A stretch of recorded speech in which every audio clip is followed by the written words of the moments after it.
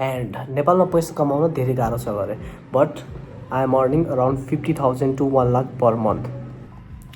So hi everyone, म नवीन बुढाथोकी र आजको यस भिडियोमा हामी कुरा गर्नेछौँ हाउ टु मेक मनी। त्यसैसँग मेरो जर्नीको बारेमा पनि कुरा गर्नेछौँ, मैले कसरी 0 to 1 lakh पर मन्थ कमाएँ। So let's get started. र म यो स्टेजमा कसरी पुगेँ भन्ने थाहा पाउनको लागि चाहिँ हल्का फ्ल्यासब्याकमा जाउँ।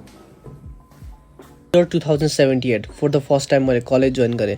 त्यसको केही मन्थपछि I started working as a content creator for agency. एउटा एजेन्सीको लागि भिडियो बनाउनु पर्थ्यो, त्यसको लागि चाहिँ 1-2 मन्थ काम गरेँ। त्यहाँबाट एराउन्ड मैले 5-6 थाउजन्ड मन्थको कमाएर हुन्थेँ। बट स्याडली आफ्टर 2-3 मन्थ मैले त्यो चाहिँ कम्पनी छोडिदिएँ, बिकज लेस मनी, एकदमै धेरै वर्कलोड र मेरो स्किल पनि केही पनि इन्क्रिज भइरहेको थिएन। अब सेकेन्ड इयरको कुरा, सेकेन्ड इयरमा चाहिँ मैले आफूभन्दा जुनियर स्टुडेन्टलाई ट्युसन पढाउन थालेँ। ट्युसनबाट चाहिँ एराउन्ड मन्थको 10,000 जति कमाउन थालेँ। बट आफ्टर 2-3 मन्थ मैले यो पनि स्टप गरिदिएँ, किन भनेपछि मनी चाहिँ आइरहेको थियो, बट टिचिङ गर्न म चाहिँ इन्जोय गरिरहेको थिएन, त्यसैले मैले यो पनि स्टप गरिदिएँ।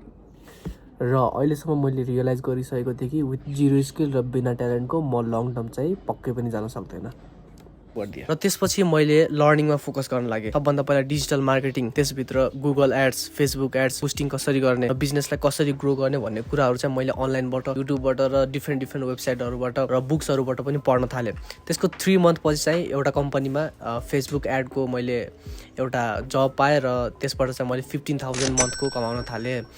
बाई द एन्ड अफ 2080 मलाई चाहिँ अलिकति कन्फिडेन्ट फिल भइसकेको थियो। त्यसपछि चाहिँ मैले प्रडक्ट कसरी सेल गर्ने, त्यसपछि मार्केटिङ कसरी गर्ने, प्रमोसन कसरी गर्ने भन्ने कुरामा फोकस गर्न थालेँ र मैले आफ्नै बिजनेस सुरु गर्ने सोच बनाएँ। फर्स्टमा चाहिँ मैले ग्याजेटहरू फेसबुक एड थ्रु बेच्न थालेँ, त्यसपछि फेसन एसेसरिजहरू बेच्न थालेँ, एन्ड देन मेन र वुमेनको क्लोथहरू बेच्न थालेँ। र अहिलेसम्म आउँदा मेरो बिजनेसले चाहिँ मलाई एराउन्ड 50,000 देखि 1 लाख रुपिस जेनेरेट गरिरहेको छ।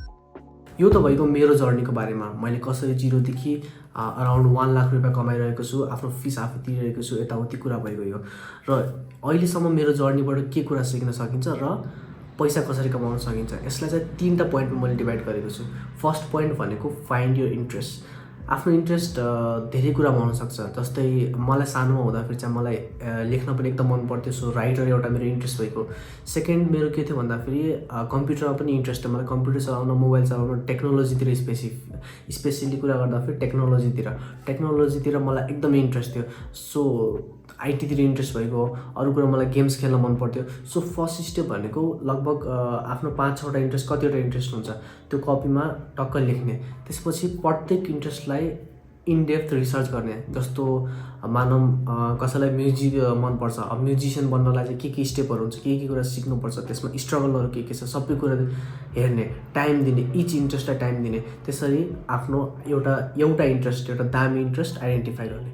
र त्यसपछि आउँछ हाम्रो सेकेन्ड स्टेप भनेको के हो भन्दाखेरि त्यही इन्ट्रेस्टलाई आफ्नो जुन इन्ट्रेस्ट हामीले सिलेक्ट गऱ्यौँ त्यो इन्ट्रेस्टको अब स्किल बढाउने। अब स्किल कसरी बढाउने, रिसोर्सेसहरू आजभोलि रिसोर्सेसहरू जहाँ पनि पाइन्छ, च्याट जिपिटी छ, गुगल छ, अनलाइन कोर्सहरू छ, अफलाइन कोर्सहरू छ, त्यसमा काम गर्ने।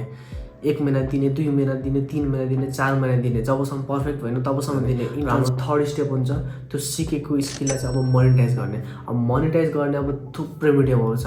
अब एउटा one of the best medium भनेको युट्युब भएको। आफूलाई जे पनि आउँछ, म्युजिक आउँछ, गेम्स आउँछ, कराते आउँछ, लेख्न आउँछ, ड्रइङ आउँछ, युट्युबमा सिकाउने। अफलाइन टिचिङ गर्ने, अफलाइन जबहरू खोज्ने, आजभोलि फ्रिल्यान्सिङ पनि टन्नै छ। यसरी चाहिँ मोनिटाइज गर्न सकिन्छ। फर्स्ट स्टेप भएको इन्ट्रेस्ट फाइन्ड गर्ने, सेकेन्ड स्टेप भएको त्यो इन्ट्रेस्ट सर्ट आउटको भइसकेपछि चाहिँ त्यसमा काम गरेर स्किल बढाउने, लेभलअप गर्ने।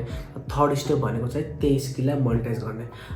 ल अब अरू कुरा त त्यस्तै हो, पैसा चाहिँ पछि चाहिँ आउँदैन, त्यसको लागि चाहिँ मोबाइल साइडमा राख्नु पऱ्यो, अनि टक्क उठ्नु पऱ्यो, काम गर्नु पऱ्यो। जे कुरामा इन्ट्रेस्ट छ त्यो कुरा चाहिँ अब सिक्नु पऱ्यो, बुकबाट होस् यताउति होस् सिक्नु पऱ्यो, अनि बल्ल हुन्छ। र आजको लागि चाहिँ यति नै। अब अर्को भेट चाहिँ नेक्स्ट भिडियोमा आउनेछ।